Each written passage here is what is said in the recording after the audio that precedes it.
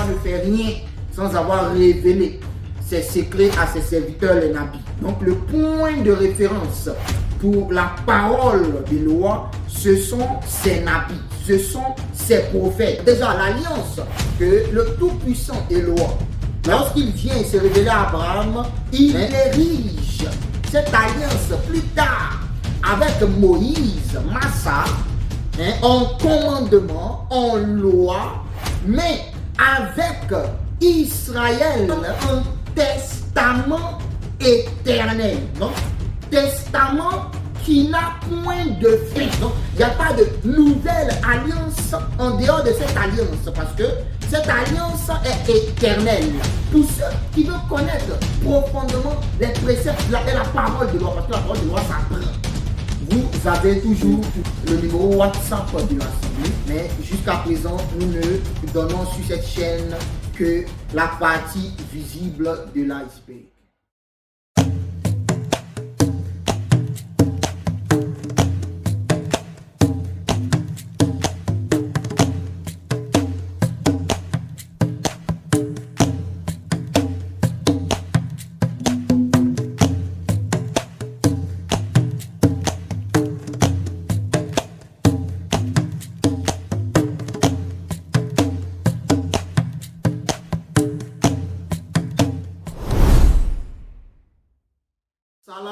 Salama à tous les élus, les saints et les justes dans le royaume.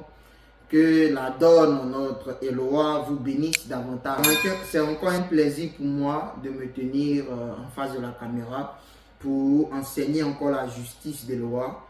Et c'est encore votre serviteur, votre frère, le Nabi Caleb Trabi, pour venir intervenir encore sur un sujet très important pour l'édification du corps des Israélites, des véritables Israélites, des véritables fils d'Abalam, de Yitzhaka et de Jacob. Que le Tout-Puissant vous bénisse. Et nous sommes encore aujourd'hui là pour parler d'un sujet très important qui va se faire en plusieurs phases. Et le sujet, c'est le Nouveau Testament à la lumière des prophètes. C'est-à-dire que nous allons prendre la voix des prophètes, parce que l'Écriture dit dans Amos que Eloah ne fait rien sans avoir révélé ses secrets à ses serviteurs les nabis. Donc le point de référence pour la parole d'Eloah, ce sont ces nabis, ce sont ces prophètes. Et nous connaissons l'Écriture de Matthieu même, Isaïa, qui le dit que les prophètes ne passeront point jusqu'à ce que la terre passe, les prophètes ne passeront point. Et pour nous entretenir sur ce sujet, nous allons d'abord commencer par le livre des Psaumes. Parlons de la loi et des prophètes, parce que quand je parle des prophètes, je parle en même temps de Moïse, qui est un prophète, et des autres prophètes. Donc nous partons sur la base des prophètes. Qu'est-ce qu'il est dit? Dans Psaume 104, le verset 6 à 10, il est dit, dans la version 70, dans la version massorétique, vous pouvez prendre Psaume 105. Voilà. Donc Psaume 104, le verset 6 à 10, il est dit, enfant d'Abalam, qui êtes ses serviteurs, fils de Jacob, qui êtes ses élus. La donne est notre Eloah. Ses jugements sont sur toute la terre, et il s'est souvenu pour toujours de son alliance, de la parole qu'il a intimée à des milliers de générations, et qu'il a conclu avec Abalam. Il s'est souvenu de son serment à Yitzhaka. Et cette alliance avec Jacob, il a érigé en commandement, et avec Israël, donc son élu, en testament éternel. Dans les versions massorétiques, il est dit, il a érigé pour Jacob en loi et pour Israël et avec Israël, donc ses élus, en testament éternel.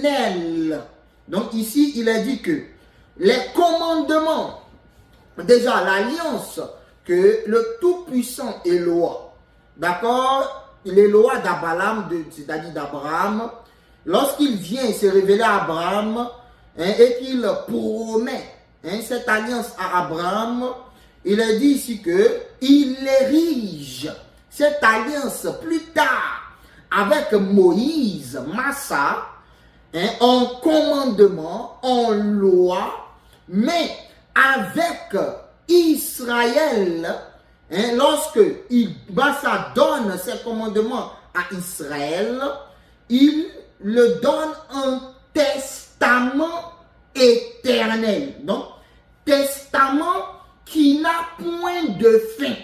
Alors que nous pouvons voir dans le Nouveau Testament plusieurs accessions de l'apôtre Paul qui dit que ce testament serait ancien. Donc, ça serait un testament qui passe.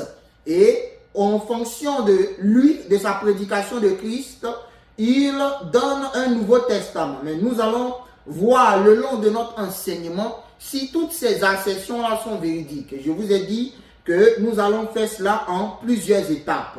Donc nous voyons ici déjà que le testament que Eloa donne à Israël, à ses élus, est un testament éternel. Donc les promesses que Eloa donne à ses élus sont des promesses pour l'éternité. Donc c'est une alliance éternelle. Donc il n'y a pas de nouvelle alliance en dehors de cette alliance parce que cette alliance est éternelle. Et le terme approprié serait non nouvelle alliance, mais alliance renouvelée. Parce qu'il renouvelle son alliance selon la prophétie de Jérémie. Déjà, nous devons comprendre l'importance de la loi, l'importance des commandements que Eloa a donné à son peuple. Et nous devons comprendre que ces lois-là, ces commandements-là que Moïse, du sommet de la montagne, lorsqu'il descend de la montagne de Sinaï, et qui donne ces commandements-là à Israël, vous devez comprendre que ces commandements-là ne sont qu'un résumé de toute la création, ne sont qu'un résumé de toute la sagesse. C'est pour cela que Baruch, dans son livre, pouvait dire que Israël, au travers de la loi et du testament qu'il a reçu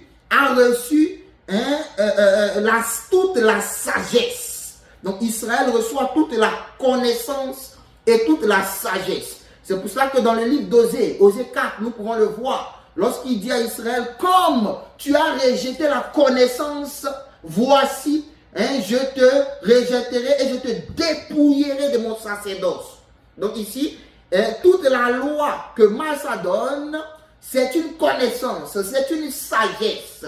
C'est un moyen de compréhension des préceptes divins. C'est un moyen de compréhension de toute la création. Et nous pouvons déjà voir lorsque Massa commence par prendre les tablettes et qu'il écrit et que la donne écrit sur les tablettes les 10 commandements qui sont la représentation spirituelle manifeste de ces 613 commandements ou ordonnances que Massa a donné. Déjà, quand vous prenez le 6 plus le 1 plus le 3, cela vous donne 10 en représentation des 10 commandements qui sont inscrits sur les tablettes. Donc les 10 commandements qui sont inscrits sur les tablettes sont la représentation de ces 613 préceptes, de ces 613 commandements.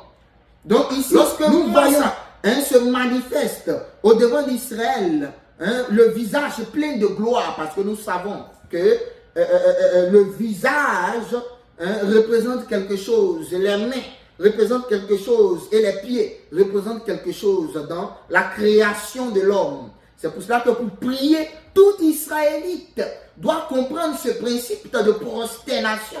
Lorsque nous nous prosternons devant la donne, lorsque nous plions les genoux Et lorsque nous mettons nos mains à terre et nos faces à terre, cela représente tout le principe de la création qui s'humilie, qui est soumis devant la donne.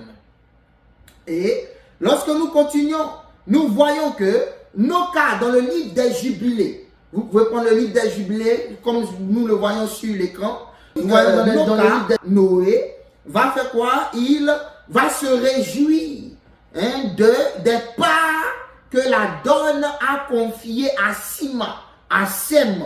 Pourquoi?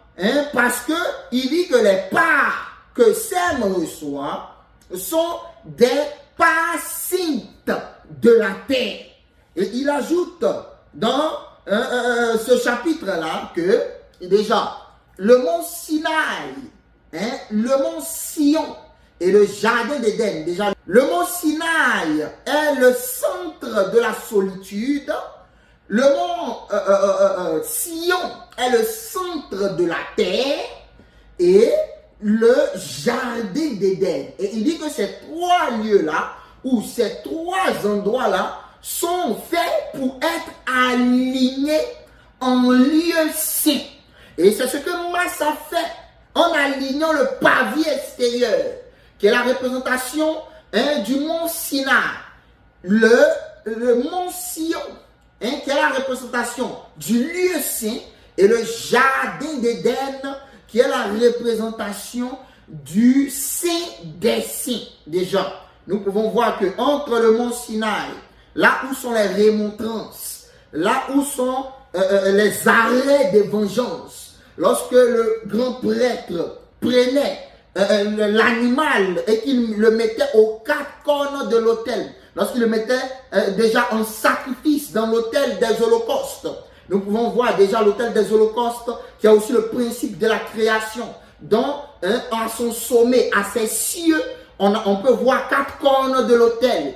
Et en bas, on peut voir une région qui est semblable à la terre, donc qui est collée à la terre, sous les cieux. Donc les quatre cornes représentent les quatre coins des cieux. Et là, le prêtre, loin, offre un sacrifice.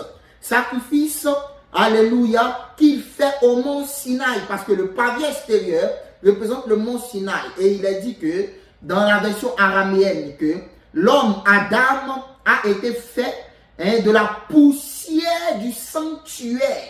De quel sanctuaire? Du sanctuaire céleste. Parce que Moïse, le sanctuaire terrestre que Moïse a manifesté devant les fils d'Israël, il a vu l'image sur le mont Sinaï. Donc, Massa a vu la ressemblance du tabernacle, du sanctuaire qui est dans le ciel, et il a reproduit cela sur la terre. Donc ici, quand vous voyez le tabernacle sur la terre, vous devez comprendre que cela fait référence au tabernacle céleste, à la maison de la donne qui est dans les cieux. Et déjà, nous pouvons voir le pavé extérieur qui est la représentation du mont Sinaï sur la terre, c'est-à-dire le désert, l'ensemble de tous les territoires que les fils d'Israël ont traversé avant de traverser le voile qui est la représentation du Jourdain. Ce qui veut dire que le mont Sion est la représentation du pavé intérieur, c'est-à-dire du lieu saint. C'est le mont Sion au-delà du voile, donc au-delà du Jourdain. Donc le Jourdain ici est la représentation du premier voile. Et par la suite, nous pouvons voir un voile qui sépare le lieu saint du lieu très saint. Et ce voile qui sépare le lieu saint du lieu très saint, c'est ce qu'on appelle dans le livre d'Ézéchiel la mer de verre ou la mer de glace qu'on peut voir dans le livre d'Apocalypse, qui est la mer de verre, qui est la frontière entre le mont Sion ou le pays au-delà du Jourdain et le signe des saints. Déjà, pour comprendre mieux cela, lorsque nous entrons dans le lieu saint, nous pouvons voir dans le lieu saint les pins de proposition, les 12 pains de proposition qui représentent les 12 fils d'Israël qui prennent possession du pays. En face du chandelier qu'il y a au midi, donc le chandelier des 7 esprits qui représentent la parole de la donne, selon la prophétie, qui entoure Jérusalem. Et de là, nous pouvons encore voir d'autres cieux sur l'autel des parfums, avec 4 cornes, donc 4 coins du ciel, et en dessous de l'autel des parfums, la terre. Et par là, nous pouvons voir le voile qui est la mer du verre, d'accord? Et par la suite, 2 chérubins qui gardent et protègent le jardin d'Éden, donc le Saint des Saints. Et ces 2 chérubins sont représentés sur l'arche de l'Alliance, comme gardiens du lieu très saint. Nous pouvons voir cela dans Genèse chapitre 4.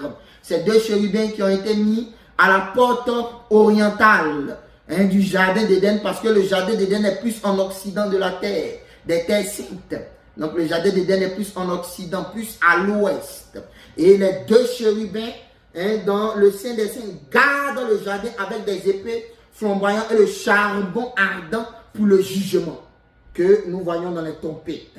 Donc là, ici, par la description que je viens de vous faire, vous pouvez voir là toute la création manifestée au travers de ce que Massa donne à Israël. Vous pouvez voir aussi le même principe dans les visions d'Ézéchiel. Pour tous ceux qui ne comprennent pas les visions d'Ézéchiel, je vous ai dit, selon les vidéos passées, que tous les enseignements que nous donnons ici ne sont que la face visible de l'iceberg. Pour ceux qui veulent encore entrer profondément dans ces choses, veuillez nous contacter sur le numéro qui s'affiche sur l'écran, et vous pouvez aussi nous contacter par le mail que vous voyez sur l'écran. Mais déjà, lorsque nous prenons la vision d'Ézéchiel, Ézéchiel dans sa vision voit une vision une flamme, d'accord? Une gerbe de feu. Et au travers de cette gerbe de feu, déjà nous savons que avant de voir la gerbe de feu, Ézéchiel a été conduit par un souffle, le vent de l'Aquilon. Et lorsque Ézéchiel voit cela plus tard, il voit 4 autour du trône. Ézéchiel voit 4 êtres vivants: l'aigle, le veau, l'homme ou le visage d'ange et le lion, qui sont les faces qui sont aux 4 cornes de l'autel des parfums. Et par la suite, il voit des roues, d'accord, des roues qui sont rattachées aux êtres vivants. Et ces roues-là, vous pouvez le voir représenté dans le tabernacle de Moïse, qui sont les différentes roues qui sont attachées au coin de l'autel, des holocaustes, tenus par les Lévites, qui déplacent l'arche. Est-ce que vous comprenez cela? Qui déplacent l'autel, voilà, avec les roues. C'est pour ça qu'il est dit dans la vision d'Ézéchiel, lorsque les êtres vivants se déplacent, les roues se déplacent. Et il dit par la suite de cela, voici, je vis comme une mer de verre, de cristal. Et cette mer de verre de cristal, c'est le voile qui nous permet d'entrer dans le Saint des Saints.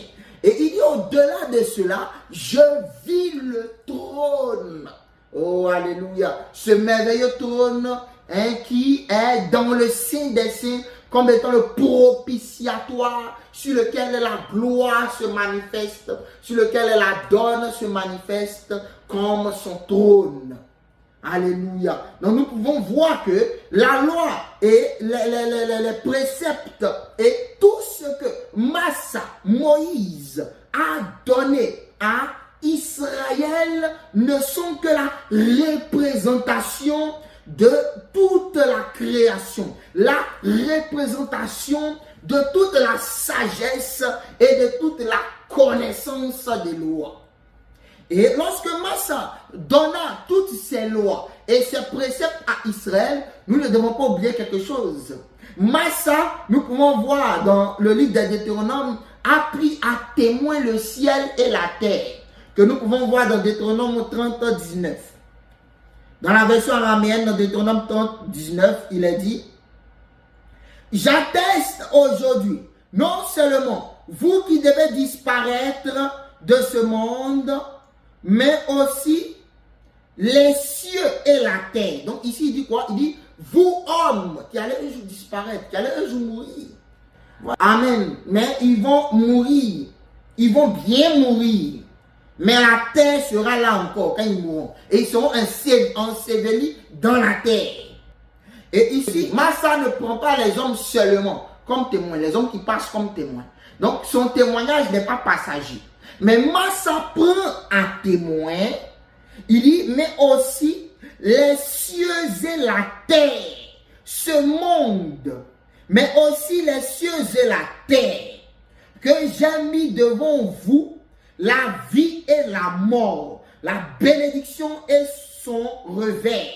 Choisissez donc le mode de vie, même la loi, donc la loi qui est le mode de vie, afin que vous et vos enfants puissent vivre la vie du monde à venir. Donc ici, qu'est-ce que Massa fait?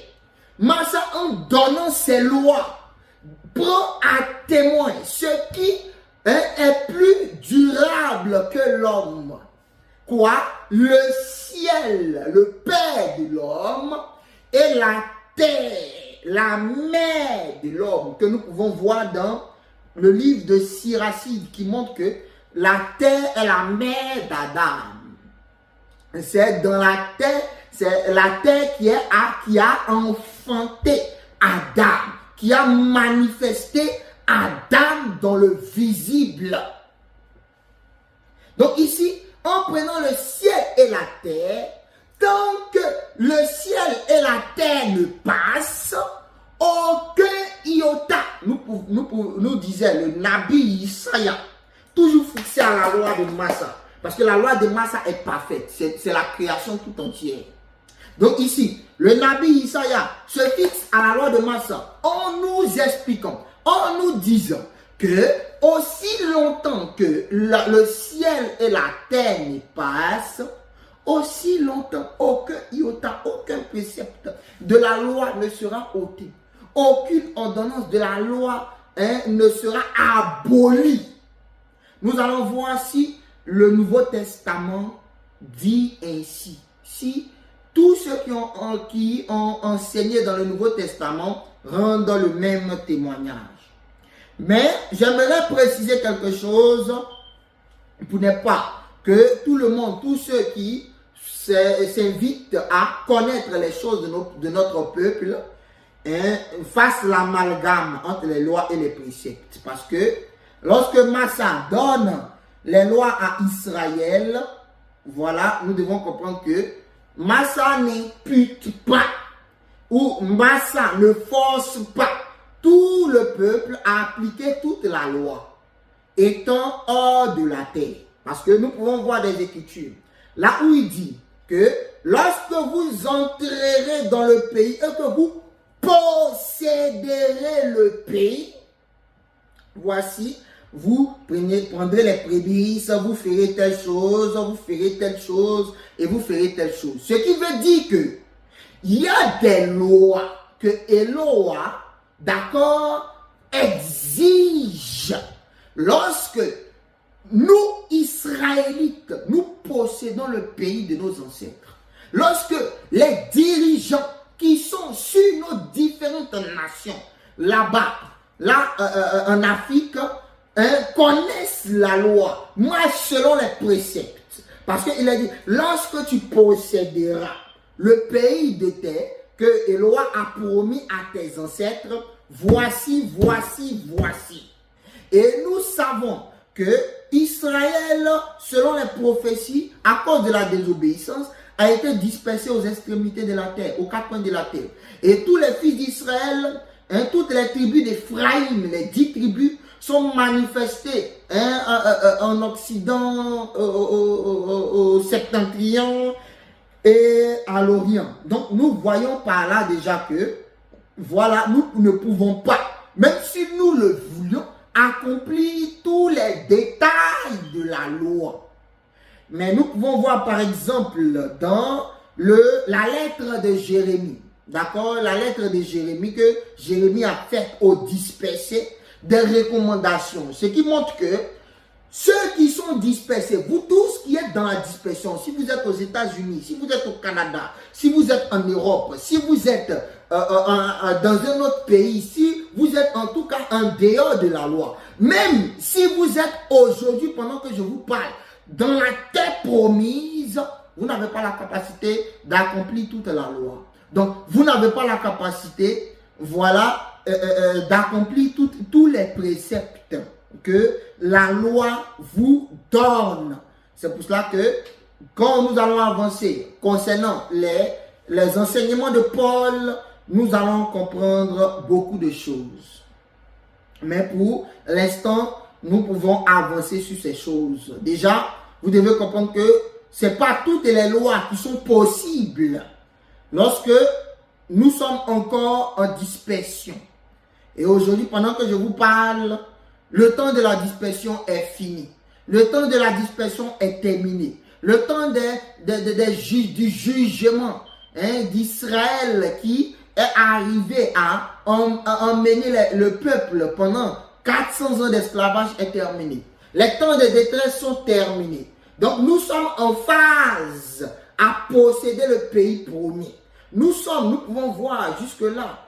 Pour ceux qui m'ont écrit pour dire, Nabi, voici, nous voulons comprendre Daniel chapitre 8 sur les temps des soirs et des matins et sur les 70 semaines de Daniel. Après cet enseignement, le temps viendra pour que je touche ces choses sur cette chaîne de la vraie prophétie.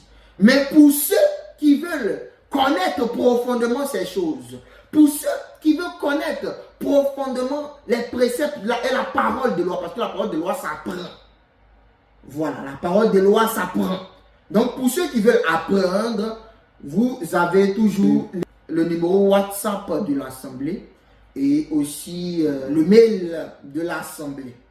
Comme cela, vous pouvez donner vos questions là-bas et on pourra répondre aux questions. Mais jusqu'à présent, nous ne donnons sur cette chaîne que la partie visible de l'iceberg. Nous continuons sur notre sujet. Donc, nous voyons que déjà, tout ce que Massa a donné, personne dans le ciel et sur la terre peut dire. En tout cas, aucun homme sur la terre peut dire que ce que Massa a donné est imparfait. Et donc, ce que Massa a donné est l'ensemble de la sagesse, d'accord, de toute la création. Lorsque Elohim dit à Israël, voici, créons, faisons l'homme à notre image et à notre ressemblance. Tout est inscrit dans la loi et dans les prophètes, dans ce que Massa et les autres prophètes ont donné. Mais le sujet d'aujourd'hui, c'est de comprendre déjà parce que aujourd'hui, au 21e siècle, dans lequel nous sommes après JC, nous voyons que nous avons reçu de la part de l'Église catholique, voilà des témoignages, et l'ensemble de ces témoignages sont appelés Nouveau Testament. Et le sujet d'aujourd'hui, c'est le Nouveau Testament à la lumière des prophètes. Donc, nous allons aller dans les prophètes pour savoir si le Nouveau Testament dit vrai. Si les Écritures, c'est-à-dire Matthieu, Marc, Jean, Luc et les épîtres de Paul et toutes les choses qui sont données sont véritables. Parce que Isaïe nous dit dans Matthieu 5, je ne suis pas venu abolir la loi et les prophètes, mais je suis venu pour l'accomplir. Donc tous les chrétiens qui suivent cette émission, déjà vous devez comprendre que votre prophète n'a pas aboli la loi, mais il dit qu'il est venu pour l'accomplir. Donc, si vous êtes des véritables chrétiens, vous deviez accomplir la loi.